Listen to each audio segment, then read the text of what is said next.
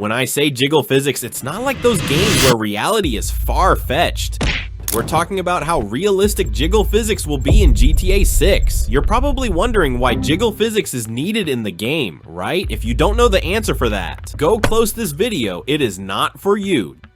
Jiggle physics, often referred to as soft body physics, is a technique used in video game development to simulate the movement of soft body parts, such as breasts, hair, and clothing. And guys, we're talking about GTA 6 here, a $2 billion budget game, a game that will surely wreck the hell out of the gaming world. Rockstar Games is known for its meticulous attention to detail, and jiggle physics exemplifies this commitment. By incorporating advanced animation techniques, the developers aim to create a more immersive environment that blurs the lines between reality and the digital realm. Imagine being really immersed in a game thinking that you're living in reality. That would really be an amazing experience, and also I know my guys out there want a game that could satisfy their self-desires, and GTA 6 will surely fulfill that role for you. Imaging playing a game that is immersive and at the same time you're satisfied with it, I guess you won't be able to turn back from that, am I right? Come with us as we disseminate everything. But before we get started, don't forget to smash the like and subscribe button for more awesome content. If we're talking about all the great things that are in GTA 6, we should also talk about the cost of this game, because the majority of us aren't that rich. But if you're rich, you should give me some money and I'll buy GTA 6 myself. Since Shark cards were only released 2 releases ago, Rockstar is still relatively new to incorporating this model into their games. The primary monetization model of Grand Theft Auto 5 is actually nothing to do with game sales. Rather, it comes from microtransactions and Shark cards that occur within the game. This is nothing new to the gaming industry. So we've got 2 things to think about: the price Rockstar slaps on it and the long-term value we'll actually get out of it. This all started a few years ago when Take-Two Interactive, Rockstar's parent company, mentioned how they set game prices based on how much value they think the player will get. So if you're paying $70 or even $80, they want you to feel like you're getting that back in game time, experience, and quality. Up until now, I was pretty sure we'd be looking at the $60 to $70 range for GTA 6, maybe even $80 on the high end. But just last week, I started second guessing myself, and here's why.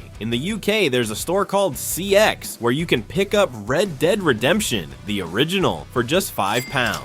About $6 or $7. Yet the same game on PC will run you a steep $50. Sure, it's got some upgrades, but that's still a big jump for a 14-year-old game. So imagine what that might mean for GTA 6's pricing strategy. Now, this isn't to say the game isn't worth it, especially if it's everything we're hoping for. Imagine a $120 price tag that covers a game you'll play for years. When you break that down, it's really not a bad deal, but here's the catch. What happens when Rockstar releases the next-gen version of GTA 6? You might end up buying it again, and then if they launch it on PC, you could buy it again. And let's not forget potential DLCs or updates that bring back features they couldn't fit in initially. Let's do some quick math, factoring in re-releases, potential DLCs, and maybe even microtransactions. You could easily be looking at a total investment of $600 to $1,000 over the years on this single game. Now that's something to think about. And another thing, Rockstar isn't dealing with much competition in the open world crime action genre. Other games that have tried, like Paradise City, which by the way is rumored to be more hype than reality,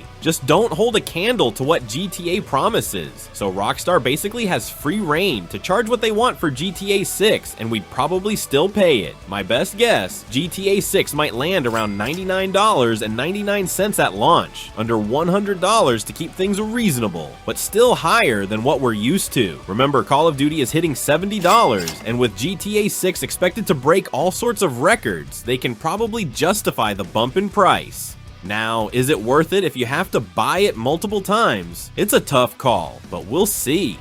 If it's the game we all hope for, the best game ever made, then yeah, it could be worth every penny, but only if we're not rebuying it over and over again. Let's see what Rockstar has up their sleeve. Drop your thoughts in the comments below. How much are you willing to pay for GTA 6? If you guys remember having safe houses in GTA San Andreas, it felt like you had a little empire of properties scattered across the map. You could switch things up by staying in different locations, making it feel like you had your own personal connection to each part of the map. GTA 5 has safe houses, sure, but they feel more like set pieces than actual homes. I miss that freedom of being able to pick where I wanted to stay and having properties that felt like they were truly mine. Anyone with me who missed those old features? There's also combat styles. Remember in San Andreas when you could learn different fighting styles, like boxing or kung fu? It was a unique touch that made combat feel fun and diverse. Each style had its own moves, and you could switch things up depending on what vibe you were going for. Fast forward to GTA 5, and the fighting system feels watered down. There's no variety, and most NPCs fold after a single punch. Where's the challenge in that? I'd love to see a return to more dynamic combat where you're actually in a proper brawl rather than just knocking out NPCs with a tap. I mean, it's kinda lame for things to end up that way, right? Vigilante, paramedic, and firefighter missions. Back in the day, GTA gave us a taste of single-player roleplay built right into the game. You could hop into a cop car, ambulance, or fire truck and take on missions that had you acting as a cop, paramedic, or firefighter. These missions gave you something fun to do outside of the main storyline, and it felt like you were part of the city in a totally different way. Even GTA 4 kept it interesting with the vigilante missions using the police computer. But by the time GTA 5 rolled around, these missions were just gone. Rockstar phased them out over time, and now if you want that kind of experience, you have to go online. It's a shame because they were ahead of their time with single player roleplay, and it's only coming back now because the community pushed for it. Speaking of hidden missions, does anyone remember the bus driver side mission in Vice City? You had to find the right coach bus, and then you could just drive around picking up passengers. It was such a random little detail, but it was a fun change of pace from all the usual chaos. This is the kind of charm that Rockstar used to throw in as an extra, and it's one of the things that made older GTA games feel so unique.